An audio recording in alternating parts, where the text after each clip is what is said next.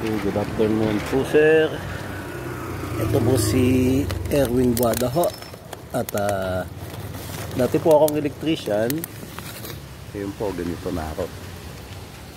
Isa na ho akong pangangalakal. Sa tingin ko po ay napakusahan ng may kapal. At ngayon almost 3 times a day lumalakad ako dito sa lugar na ito para maghanap po ng kalakal. Naghanap po ako ng padutasan ng mga problema kong ito. Gusto ko pong bumawi sa mga lalo po sa finances ko. So ito po yung Yakal Street.